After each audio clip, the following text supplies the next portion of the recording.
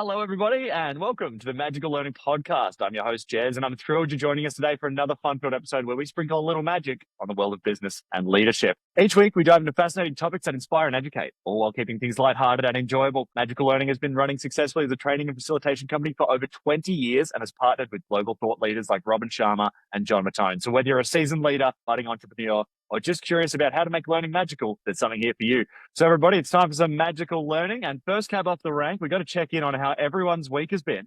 So let's start with Danette. Danette, how are you going this? Yeah, Jez, really good. Been at home most of the week, which is awesome because for the last 5 weeks, I've had, I think, one night in a row at home in my bed. So to have several nights has been beautiful. Winter's definitely upon us, but feeling very blessed and super excited for today's topic.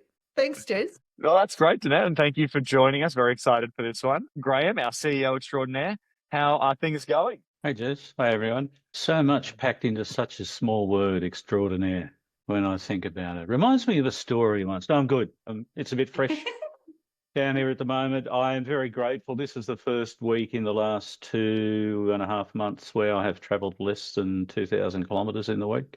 I had thought about just getting in the car and going for a drive while we were doing this, but because I care so much about all of you, I did not do that. So there, you're welcome. Well, great to have you, Graham. And look, we always love when there's an episode recorded from the mobile recording studio, which is the car. It's happened before, and it's pretty good for the acoustics, I'd say. So, it will happen again at some point. It will happen again. But thank you for joining us, Graham. We're excited to have you. Now, we've got two guests today. We're going to start with our most recurring guest.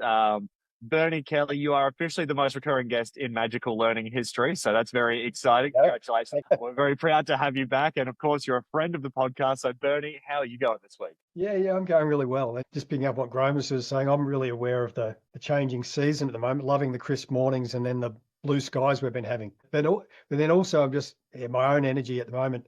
My big theme at this whole quarter is about being the recreation window, with kicking off the financial year in a new way, and with the work I'm doing with the clients, with the work I'm doing with V, that you're about to meet, just feeling a lot of that transition energy about it at the minute. Well, fantastic. We're glad to catch you at that time, Bernie, so we can go on that journey with you. So it's great to have you on. And V, Veronica Haslam, how are you? Welcome to the Magical Learning Podcast. How's your week going? Thank you, Jez. Thanks, Danette, Graham. Bernie, I'm very honoured to be here with the most recurring guest member. Thanks. Yeah, I think transition's a really great word. I've definitely been feeling that this week. I've been playing a lot in my very creative space. I have been doing some piano healing, sound healing sessions this week, and I've really felt the power of that. So I've been feeling very grateful for that exploration and very excited to be here. So thank you. Hey, well, we're very excited to potentially see how that could even tap into this. We'll see. That might have a little connection to this. It sounds very interesting. I've also, interestingly, this week, also been getting back into a little bit of classical music myself after many years off. So I feel like there's something in the air.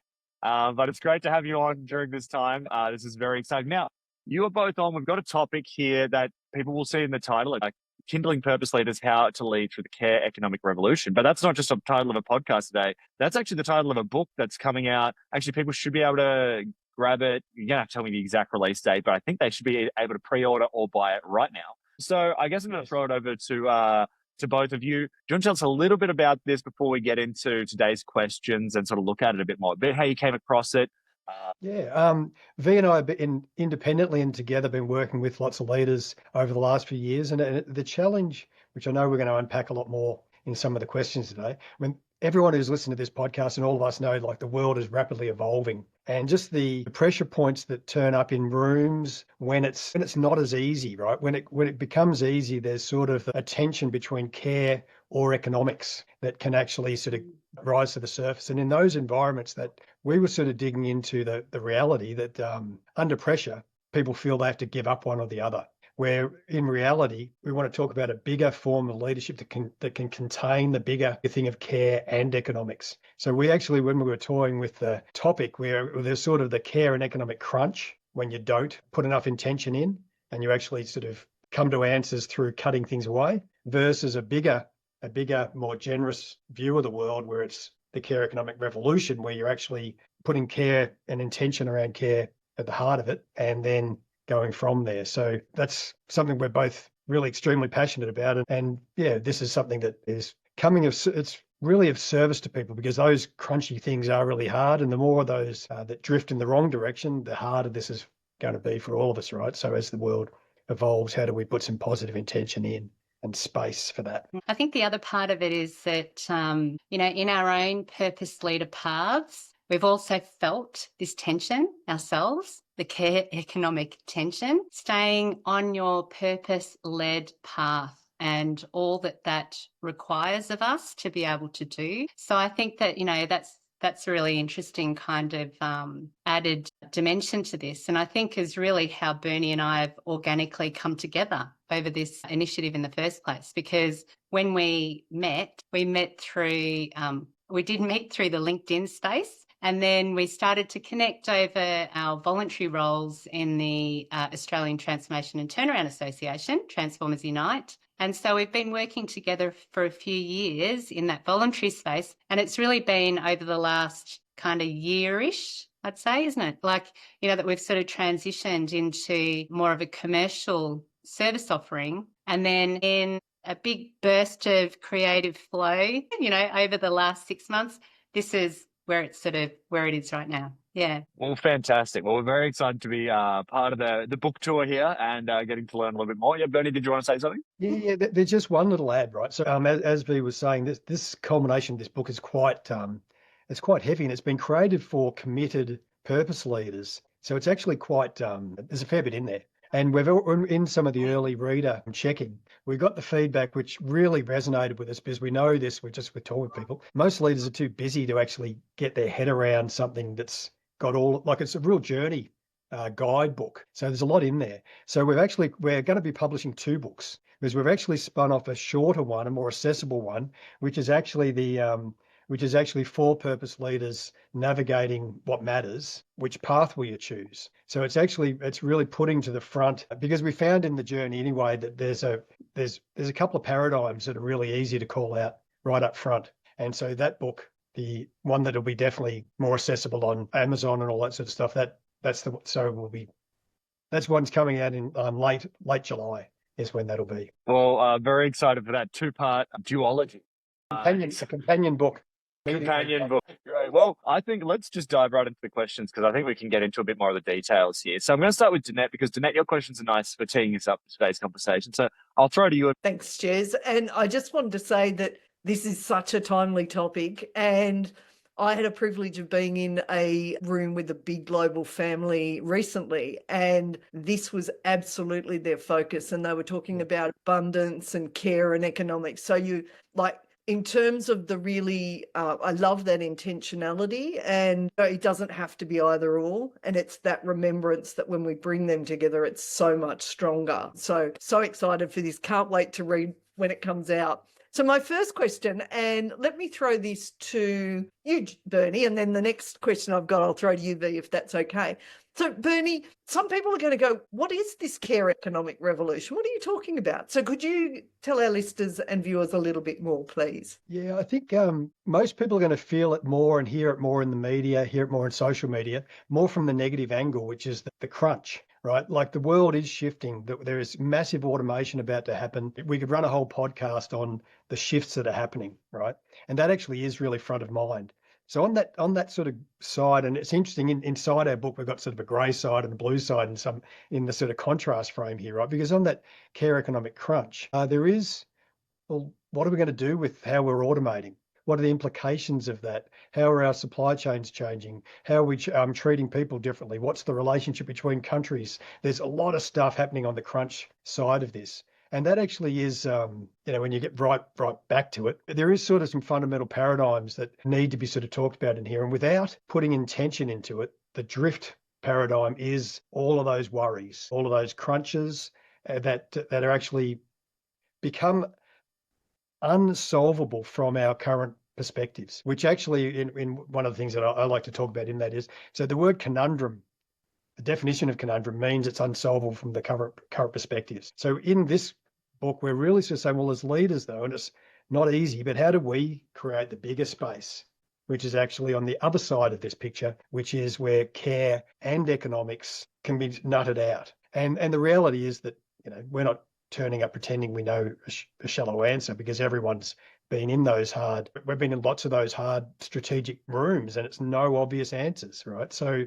how do we actually hold the space for conundrums, and actually how do we be more about the care and economic revolution? And then the interesting sort of circle in there, and that's why the name of the book is Kindling Purpose Leaders, the bottleneck becomes having enough inspired leaders that are really coming from a place of love and caring and opening up constraints. So our book is actually about being set in that, and really that the leaders who are making that happen are kindling lots of other purpose leaders, because none of us know the answers on the conundrum side. I love that, because it's creating that space for people to know that there is a different way, and we don't have to have all the answers. And the more we come together with that hope and holding the because I obviously talk a lot about brain science and how under pressure our brain goes either or. Yes. Part of roles as coaches and consultants and guiders is to go, you know what, there's an and there that actually is way more expansive. And if we look there are way better solutions. So how exciting. So then I'm going to hand over to V here and say, what are the things that help leaders to be able to lead through this type of revolution, given we are dealing with these conundrums, which don't necessarily have an easy answer? It is. It's a big question, isn't it? Massive, massive question. And I think that, part of when I was just listening to yourself, Jeanette and Bernie, reflecting then, is the developing the capacity to not get sucked in and sucked along with what the current, and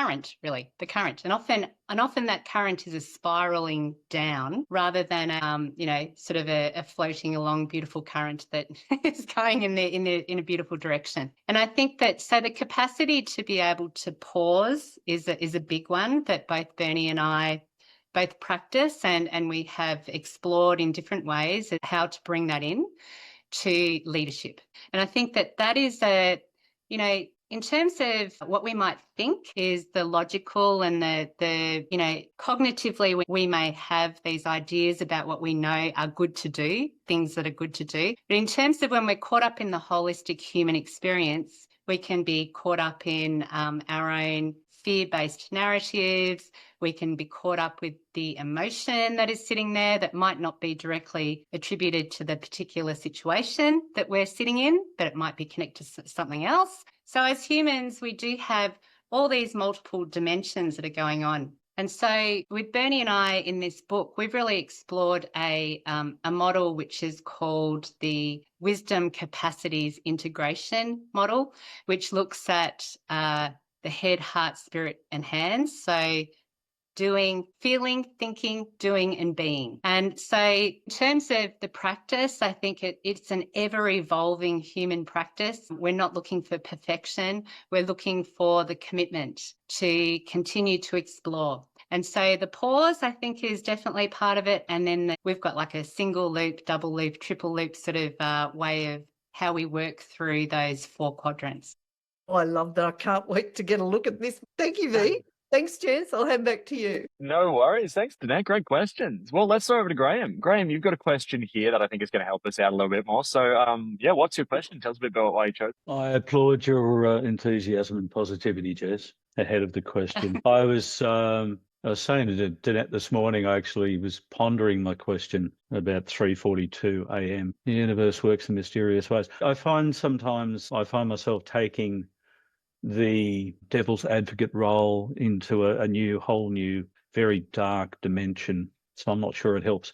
So I might just go with the second part of my question, which was probably more around how do you get leaders who don't care to care? Because just, again, acknowledging that, we're all busy. There's a lot of noise out there, so much noise. And I suspect for a lot of people that the easier, and if we just look at the brain science thing behind what prompts us to make decisions sometimes, in a lot of circumstances, our brain will go with the easier decision because it's quicker and I can just make the decision and I can move on because I've got a million other things to worry about. And human nature being what it is for a lot of us as leaders, it's easier to focus on the non-human aspects of business, like profit, money, success, growth, scaling, productivity, blah, blah, blah, because I don't have to have emotion around that. Yeah. Whereas if I'm going to be a caring leader, potentially that's scary because it's messier, because people are weird. Not you guys. You guys are amazing, but everyone else out there.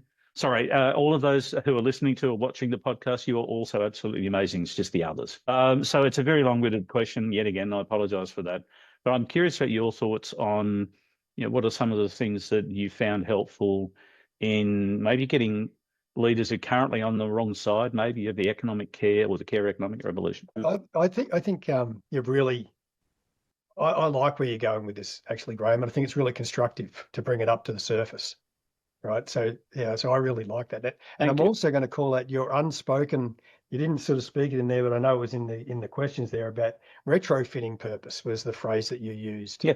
Draft, and I actually think it's really good to call, because we've got to have a container that's big enough for lots of different perspectives, right? So I really appreciate this being brought up to the surface in this conversation, because the reality is a really fascinating thing when you're in most organizations. It's interesting how quickly it evolves, but right at the very, very, very founding, in our work with Van, we're doing a lot of work with like organizations that were maybe created by churches, organizations that were created by members periods ago, organizations that really set out to, have an impact in the world, right? And right at that founding stage, there's a real desire to shift their market or whatever. Like the germ of the or the little spark of the founding is actually an inspired desire to do something. But very quickly we get in there and we've got to actually, feed the engine. So very quickly it becomes managerial. And one of the observations that we've nerded out on lots of global research on this sort of about business transformation, right, is that there's actually a real frame that becomes in, which we've called like the managerial led transformation, which is a lot of these people have just been driven by they've been driven by lag numbers, profits, things that, because that's sort of where their mind has drifted into. But the reality is that there was a spark. So we've picked up, this phrase was, I think, just trying to think whether it's Reid Hoffman was the guy who I originally heard use it from one of those San Francisco-based entrepreneurs, but refounding. So V and I have been talking about with a lot of our market and clients is that people actually, they are in essentially organizations that were founded to do something positive, whether that's to serve people in health, whether that's to serve people in aged care, whether it's to prevent drownings nationally, whether it's to look after veterans, whether it's to have a positive impact on their part of the world,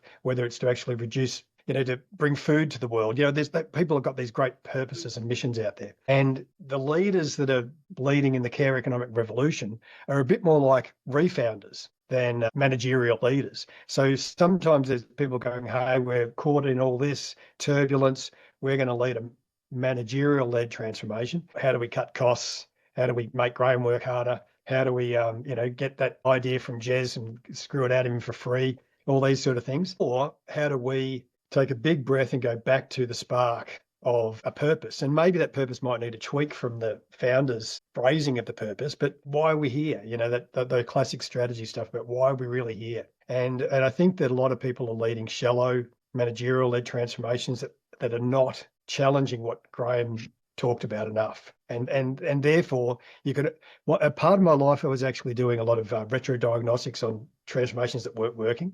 Yeah.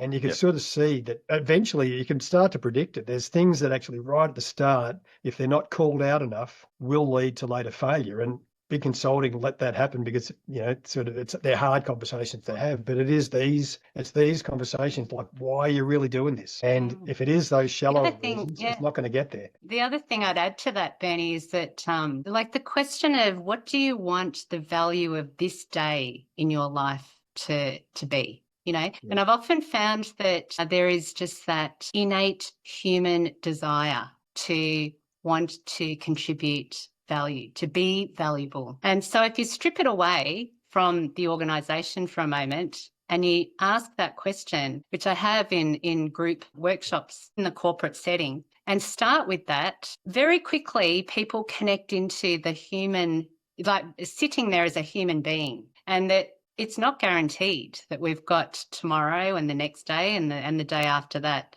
And so what do you want this day, this moment of your life to really it's precious, right? And I think that it's interesting when you start to connect in a little bit. So you've got the why of the organisation, you've got the why of, like being aligned with the purpose, and also the meaning. And I think that I wonder about, our current day environments and how the busyness and the distraction and all that sort of stuff that's going on, how many of us may really be deeply yearning for that connection to meaning, and that, we've got that really as an opportunity through this, I think. Bernie, V, thank you both for that. We need a week. You guys got time now? We could unpack. I mean, there is so much that we could unpack around that. Just the idea, because one of the thoughts that comes to mind is that the broader, larger sort of global economic engine as it exists at the moment is designed to do exactly the opposite of what you are seeking to achieve in so many ways. So I love you because you're in there fighting the good fight.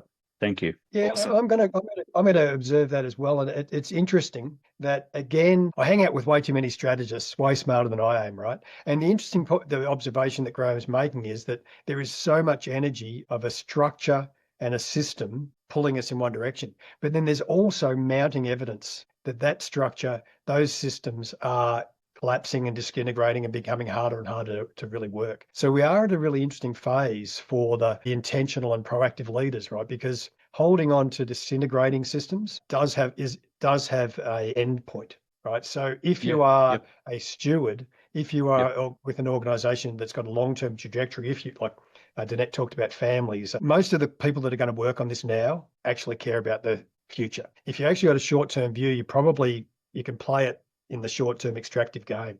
But that actually is very interesting, because I think the people that are active in this now have a longer-term view. They want to set up their next generation properly. And they are the ones who are acting right now. Are the ones who are only caring about the next quarter, but they're not acting right now. Yeah. Thanks, Bernie. Language is so important. I'm wondering whether, because I love the word steward, because it has so many positive, beautiful connotations, and maybe we should get rid of CEO and just rename them chief stewards. It doesn't fix everything, but maybe it's a step in the right direction. Thank you both for sharing. Appreciate it. Thank you, everybody. Great answers there. We might have time for a quick one more answer, and then we'll have to have you back on for when the companion book comes out and tackle a few more of these, I reckon. But I wanted to jump into my question here, which is, if we aren't producing purpose leaders at the moment, what kind of leaders are we producing, and what are the results of that? I might throw to V here to kick us off. Oh, thanks, Jez. Well, this is interesting, this question, actually, because it did prompt Bernie and I to reflect on the word producing. We're like, producing. And then we went up into this nurturing, or, what is this really? Yeah, well, how are we resonating with this? So purpose leaders at the moment. I guess I've been reflecting myself on how many of our training environments, so whether that's school or that's even, society, a lot of the norms around our systems are often focused on meeting external expectations. So, I'm curious about that, because I think when we are focused on external expectations, like what Bernie was saying in terms of the short-term, the short-term results versus the long-term legacy contributions, there can be a bit more of a bias, I think, towards things that, either if it's like pleasing the teacher or the authority in the room, to whether that's the board or the shareholders or and how do we enable purpose really to come through as being the guiding light, as opposed to ensuring that we've pleased someone or we've met someone else's expectations. And so I think that for me, I feel as though there's a challenge for us to, start to really explore what that might mean for ourselves, as well as those that are willing to explore with us, as to how it might be that we really connect more into an inner knowing, being guided by our inner purpose, like really, and the inner purpose being reflective of the collective greater mission, which is the way that I sort of like to see it, the higher purpose. Yeah. And how we build that into the choices that we make, the discerning choices that we make. Yeah. Fantastic. Well, yeah, thank you very much for that. Can I Jump on. loop back Jez's question and Graham's observation about chief steward officers and what Jez is talking about. So there's that.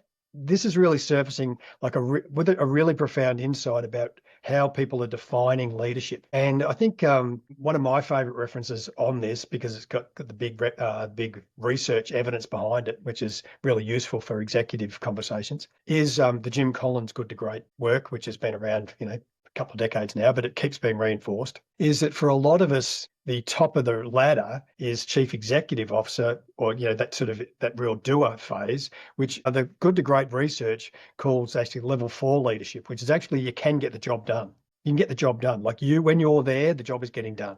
But the greater level of leader, the leader that was always associated with the great organisations that actually outperformed over time, actually was called level 5 leader. And the level 5 leader attributes were they got the job done, and this is where the and word is, they got the job done and they set others up for success. They build others. So that level 5 leader is very much aligned with this whole conversation that we're talking about, Jez, about nurturing leaders. And a really profound call out is in organisations where they actually start to be overt about that this is a greater form of leader. And you actually say that to everyone in the exec. Being a level 5 leader, do you aspire or do you have intention to be a level 5 leader? All the people I work with go, yeah, I'd love to be there. And we all go, well, how do we do that, right?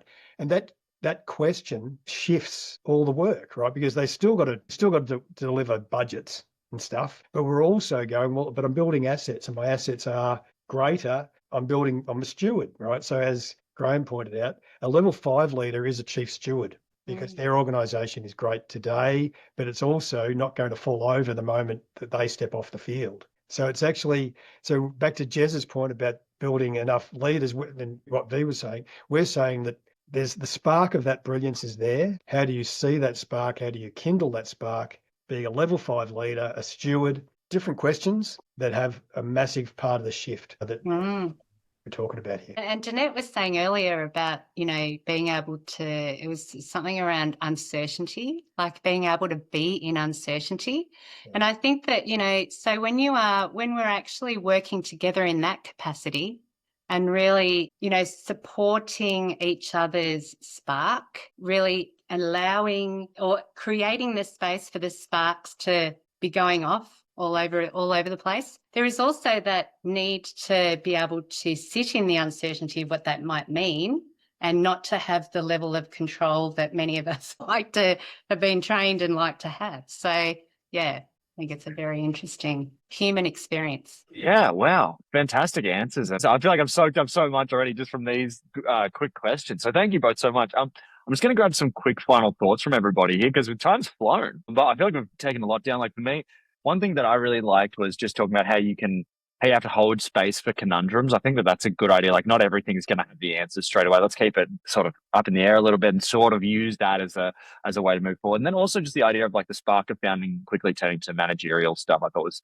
a good point. I've seen that one happen before. Now, Jeanette, I'm going to start with you. Did you have any final thoughts on today's conversation and Kindling Purpose Leaders? I loved that, the whole conversation, really loved that last bit. But I'm going to go back to, part of our role as leaders is to hold that bigger space for different perspectives that won't necessarily agree and be able to go, it's an and conversation. It's not a either economic or care. It is, if we want to be that level 5 leader, it's how do we create this sustainably? How do we grow our leaders so that they see that as a possibility? And this is why I've really streamed into big family business now, because I see the damage that short-term focus has, and I love the generational outlook of family businesses who just go, this is not about the next 6 months or the next quarter. This is about the next 30, 40 and multi-generation. So I love that because they're all aligned and I'm seeing it in practice in beautiful ways. So I'm so excited. Cannot wait for the books. And I'm going to hand back. It was just such a great, can't wait for. Well, thank you so much, Jeanette, and great to have you on the call today. Graham, did you have any quick final thoughts on today's conversation and Kindling Purpose Leaders? I did so many. Why is it that we can't have a 6-hour podcast? So, V, lovely to meet you. Thank you for being here with us today, Bernie. There's always just absolute pleasure sharing time with you. So much to come out of that conversation. One thing that stood out, and I think, V, you were talking about, to sort of paraphrase, because I think you used a better language than this, but just trying to get people out of their corporate or organisational mindset and bring them back to just being a human and asking questions like, what matters to you? And I think about, applying that not just for leaders in an organisation, but if I could just mess the thing up a little bit to start with and bring one of Robin Sharma's ideas from the leader who had no title, this idea of building leadership at every level in an organisation. And then you start to think about, what does an organisation look like where everybody who's there cares first? And Bernie was talking about good to great, all of Jim Collins' research and the reality that organisations that are consistently successful over impressive decades and decades and decades are like that, partly because their leaders have a deeper sense of purpose and meaning, and it's much more about the people than it is about the dollars. Again, so much to unpack, but thank you both for being here today. It's been fantastic. Really appreciate it. So thank you so much, Graham, and great questions today, great insights. It's always a pleasure. I might throw to you now, V. Did you have any final thoughts on today's conversation in Kindling Purpose Leaders? I'm just very grateful for the opportunity to share the space with you. I really feel your collective enthusiasm and loving energy in this space. So I'm very grateful for that. I think, there's many of us out there that are really committed to this path. And I think as we continue to find each other and stay on the path of being purpose-led, that, I truly see an abundant world for us all. Yeah. Bring it on. Let's do it. Of that attitude, V. And thank you for being on the Magical Learning Podcast. First of many, I hope. That's all right. Bernie, did you have any final thoughts on today's conversation and Kindling Purpose? Yeah, I think, and in a call like this, we're all part of that upward spiral. How do we be part of that upward spiral is the real theme that I'm picking up from this conversation. And the reality is, there's a lot of conundrums out there, right? So actually supporting other people that are actually part of this is actually what it's all about. And Kindling Purpose Leaders is about that generosity. And it's interesting about what goes around comes around and all those sort of things in that. So how do we be doing more of that? And this is one of those environments I really appreciate being together. Well, it's always a pleasure, Bernie, and thank you so much for being on. Now, I'll give you both just an opportunity. I'll start with you, Bernie. Did you want to give our listeners or viewers anywhere to contact you or pick up the book here as well? And then we'll just throw to V after that. So we will have our book on our website. So my website is berniekelly.com, which is fit for purpose leaders and organisations. And we're also going to put the book out on Amazon probably late July. So we'll be starting to drum up things about that. And both of us do a lot of communication on our LinkedIn profiles. So a lot of free sharing is there. So that's actually a really easy place to find, just going to Bernie Kelly. Yeah, and so my web presence is heartfulleadership.com.au. Yeah, and as Bernie said, we're really excited to be launching the Purpose Org OS website shortly. So definitely happy to continue to share about that. Fantastic. Well, we're so thankful to have you both on. We're very excited to chat about the companion book in the future as well. I'm sure our listeners and viewers, thank you so much. The numbers have been going up and we're certainly seeing a lot more traction over on YouTube. So if you haven't checked it out on YouTube, I highly recommend. That's the best place it's seeming like to check it out. Otherwise, everybody, thank you for sharing and listening. And as always, everybody, have a magical week.